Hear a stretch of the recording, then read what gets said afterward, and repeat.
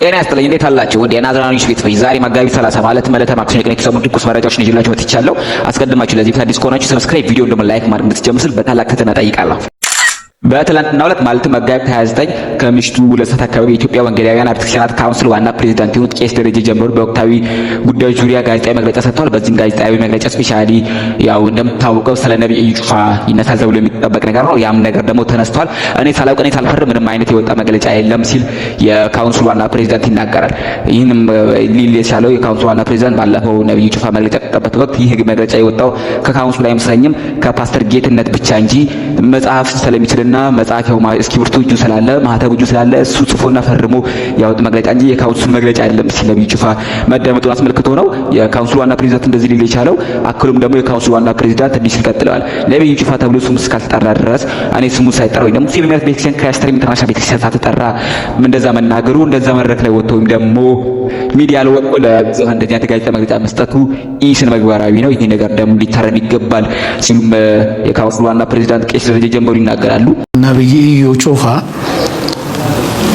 በስም ተጠቅሶ እንዲህ አድርጓል ተብሎ ባልተነገረበት ሁኔታ አደባባይ ላይ ወጥቶ ሚዲያ ላይ ወጥቶ አላስፈላጊ ንግግር ያውን ተቋምን እስከ መዝለፍ አባቶችን እስከ መዝለፍ መንፈሳዊ ነኝ የሚል ይህ አይነት አካሄዱ መታረም አለበት። አግባብ አይደለም። የተሻለ አገልጋይነትና የተሻለ ጸጋ ያለው ሰው ነው የሚለው የሚለካ በእንደዚህ አይነት መልኩ አይደለም። ይህ ትክክላዊ አይደለም፣ መጽሐፍ ቅዱሳዊ አይደለም ሲሉ የካውንስሉ ዋና ፕሬዝዳንት ቄስ ደረጀ ጀንበሩ ይናገራሉ። አክሎም የቄስ ደረጀ ጀንበሩ የካውንስሉ አባላት የፈረሙት ወይ ደግሞ የካውንስሉ ሲመሰረት አንድ የወጣ ህገ ደንብ አለ። ያ ህገ ደንብ መጽሐፍ ቅዱስን እንቀበላለን ማለትም 66ቱን የአዲስ ኪዳን የብሉይ ኪዳን መጽሐፍት እንቀበላለን የሚለው በዛ መካከል ደግሞ በ66ቱ የብሉይ ኪዳንና የአዲስ ኪዳን መጽሐፍት ውስጥ ዘይት ሽጡ የሚል የትኛው ጋርም የለም፣ የሸጠም አገልጋይ የለም። አለ የሚል ካለ መጥቶ ያሳየኝ እኔ ያልደረስኩበትም ሲሉ የካውንስሉ ዋና ፕሬዝዳንት ተናግረዋል። 66ቱን ቅዱሳት የብሉይና የአዲስ ኪዳን መጽሐፍት እንቀበላለን ነው አንዱ አማድ አስተምሮ እቀበላለሁ። ስለዚህ ከተቀበል አሳዩኝ፣ የት ላይ ነው ዘይት ሽያጭ የዋለው? የት ላይ ነው ጨው በጸጋ ስም የተሸጠው? የት ላይ ነው ነብይም ሐዋርያም ቄስም ፓስተርም ምንም በምንም ስም እንጥራው እንዲህ አይነት ስራ የሰራው በ66ቱ ቅዱሳት መጽሐፍት በአንዱ ውስጥ የት ላይ ነው? የለም። በጣም ደስ የሚል ሀሳብ የተነሳበት ጋዜጣ መግለጫ ነው። አንዳንድ ሀሳቦችን ከዚህ ቪዲዮ ቀጥሎ አስቀምጥላችሁ ነው። በነገራችን ላይ የቄስ ደረጀ ጀንበሩ ወይም ደግሞ የኢትዮጵያ ወንጌላውያን ቤተክርስቲያናት ካውንስል ዋና ፕሬዝዳንት ጋዜጣ መግለጫቸው እጅግ ደስ የሚልና ትህትና የተሞላበት ልብ በሉልኝ፣ ምን የተሞላበት ትህትና የተሞላበት ጋዜጣ መግለጫ ነበር። እንደዚህ አይነት ሰዎች እንደዚህ አይነት አባቶች ጋዜጣ መግለጫ ቢሰጡ የተሻለ ነው ብዬ አምናለሁ። እንደራሴ አንዳንድ ሰዎች ወይም ደግሞ ባለፈው ጋዜጣ መግለጫ የሰጠው የካውንስሉ ጸሐፊ የሆኑት ፓስተር ጌትነት ጋዜጣ መግለጫ የሰጡበት መልኩ ኢስነ ምግባራዊ ነው ብዬ አምናለሁ። እንደኔ ማለት በጣም ቁጠኝነት አባትነት የጎደለው የአንድ የወጣት ጀስት እንደ ወጣት የተናገረው እንደ አባት አልተናገረምና ያ ነገር ይመስለኛል ነብዩ ጩፋን የሚያስከፈው። ለማንኛውም ግን ነብዩ ጩፋም በዛሬው ጋዜጣ መግለጫ ይሰጣል ተብሎ ይጠበቃል። ይህም ደግሞ ልቻልኩት ባለፈው በሰጠ ጋዜጣ መግለጫ ካውንስሉ ሐሳብ አይመስለኝም። ይሄ ሐሳብ የካውንስሉ ሐሳብ ከሆነ ለካውንስሉ ካውንስሉን የሚመጥን ጋዜጣ መግለጫ በቅርቡ ሰጣለሁ ሲል እንደተደመጠ የሚታወስ ነገር ነው። ስለዚህ ካውንስሉን ጋዜጣዊ መግለጫ ሰጥቷል በፕሬዝዳንቱ አማካኝነት። ስለዚህ ዛሬም ደግሞ የክራይስተር ኢንተርናሽናል ቤተክርስቲያን በፕሬዝዳንቷ በነብዩ እዩ ጩፋ ምክንያት አማካኝነት ማለት ነው ጋዜጣ መግለጫ ሰጣለች ተብሎ ይጠበቃል። ጋዜጣዊ መግለጫ ከተሰጠ ወዲያው ነው ወደ እናንተ የማደርስ ይሆናል። ይመቻቸው። ነብዩ እዩ ጩፋ በስም ተጠቅሶ እንዲህ አድርጓል ተብሎ ባልተነገረበት ሁኔታ አደባባይ ላይ ወጥቶ ሚዲያ ላይ ወጥቶ አላስፈላጊ ንግግር ያውን ተቋምን እስከ መዝለፍ አባቶችን እስከ መዝለፍ መንፈሳዊ ነኝ የሚል ይህ አይነት አካሄዱ መታረም አለበት። አግባብ አይደለም። የተሻልኩ መንፈሳዊ መሆኔ እኮ የሚታወቀው ሌሎች በሄዱበት ስህተት ሳይሆን ስህተትን በስህተት እንደው ስህተት አለ እኮ ብዬ ባስብ ስህተት በስህተት አይታረምም፣ ክፉ በክፉ አይታረምም። ስህተትን በመልካም በትክክለኛ ነገር ነው የምናርመው። ክፉን ነገር በመልካም ነው እንድናቀና የታዘዝ ነው።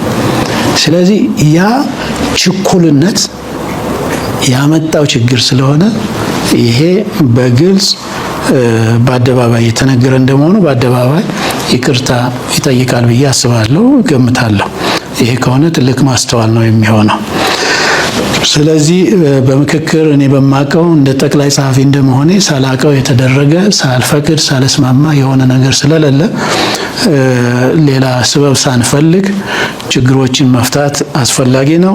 በአስተምሮ ላይ እንደውም የኛ እኮ ድካም የሚያሳየው አንዱ ለምሳሌ ከህብረቶች መካከል አንዱ የሆነው የፍቅር ወንጌል አማኞች አብያተ ክርስቲያናት ህብረት አስቀድሞ በአለፈው አመት ይሄ በዚህ አመት መጀመሪያ በ6/1/2017 ማለት እንግዲህ ከተወሰኑ ጊዜ በፊት አቋማቸውን በግልጽ በደብዳቤ ያሳውቀዋል። እኒህን አስተምሮች እናስተካክላለን በሚል መሪዎች ተሰብስበው የህብረቱ አቋም ወስደው እንዲህ አይደረግም መደረግ ያለበት ይሄ ነው ብለው በግልጽ በስንት ገጽ ደብዳቤ የያዘ ማስረጃ ነው የላኩል። ይሄ ከየት ከመሬት ተነስቶ አይደለም፣ ካውንስሉ ካደረገው ገለጻና ምክር የተነሳ ነው። እኛ እንደ ካውንስል ሁሉም የኛ ናቸው። ሁሉንም ልናገለግል ነው እዚህ የተቀመጥነው። አንዱንም ለሌላ ነገር ልናጠቃ ሌላውን እንትን ልንል አይደለም እዚህ የተቀመጥነው። 4000 ምናምን አብያተ ክርስቲያናትን ላገለግል ነው እዚህ ወንበር ላይ ያለሁት። እነሱም በሙሉ የቀደምት ይሁን የቅርብ ጊዜ ይሁን ብዙ ህዝብ ይኖረው ጥቂት ህዝብ ይኖረው አይደለም። ሁሉም ለኔ አብያተ ክርስቲያናት እኩል ናቸው። እኩል እናገለግላለን፣ እኩል እናከብራለን። ሲሳሳቱ ደግሞ ተሳሳታችሁ እንላለን። እዚህ ያለ ነው ለዚህ ነው። የካውንስሉን ደንብ ማስከበር ኃላፊነቴ ነው። እንደ ጠቅላይ ጸሐፊ እዚህ የተቀመጥኩት የካውንስሉን መተዳደሪያ ደንብ ስራ ላይ ለማዋል ለማስከበር፣ አብያተ ክርስቲያናቱን ደግሞ አባላትን ለማገልገል በተገቢው የሚቻለውን ሁሉ ለማድረግ ነው። ይህን ካላደረኩ ተጠያቂነት ይኖርብኛል እና ስራው የተሰራው በጋራ ነው። ውሳኔው የጋራ ነው። አንድን ቤተክርስቲያን ወይም ግለሰብን ለማጥቃት የተሄደ አቅጣጫ ምንም የለም፣ ወደፊትም አይኖርም። ይሄ እይታ በእኛ በኩል አይኖርምና ይህንን ማስተካከል ከአንዳንድ ወገኖች ይጠበቃል። በግልጽ ለመናገር በአሁኑ ጊዜ አንድ ሰው ብቻ አይደለም፣ ሁለት ሰው ብቻ አይደለም፣ እስካሁን ድረስ የወሰነውን ይሄንን ነገር ተከትለው ተቀብለው የተስተካከሉ እንዳሉ ሁሉ ያልታረሙ አሉ። እኛ እያልን ያለነው 66ቱን ቅዱሳት የብሉይና የሐዲስ ኪዳን መጽሐፍት እንቀበላለን ነው። አንዱ አማድ አስተምሮ እቀበላለሁ። ስለዚህ ከተቀበል አሳዩኝ፣ የት ላይ ነው ዘይት ሽያጭ የዋለው? የት ላይ ነው ጨው በጸጋ ስም የተሸጠው?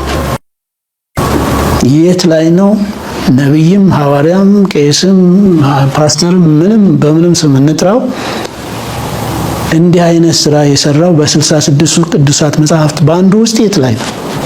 የለም። ታዲያ ያንን ነው የምንቀበለው፣ ያንን ነው የምንኖረው፣ ያንን ነው የምናስተምረው የምንል ሰዎች ዛሬ ላይ ችብቸባ ላይ ንግድ ውስጥ የተገባው ለምንድን ነው? መቆም አለበት። ይሄ ለድርድር የምናቀርበውም አይደለም፣ መቆም አለበት። ንግድ ከሆነ መግባት ይቻላል፣ አስፈቅዶ የሀገሪቱን ሕግ አክብሮ።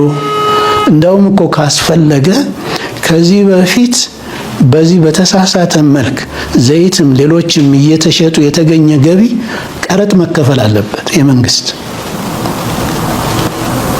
አሰራሩ እንኳ ህገወጥ ሆኖ እያለ ያለ ህጋዊ ሳይሆኑ የተገኘ ሀብት በወንጀል ያስጠይቃል። እኛ ወደዚያ ሁሉ አልሄድንም። ለምን? ሁሉ ሀሳባችን ውስጣችን ሰዎችን ማቅናት፣ ገንዘብ ማድረግ፣ የራስ ማድረግ፣ ጠቃሚ እንዲሆኑ ማድረግ፣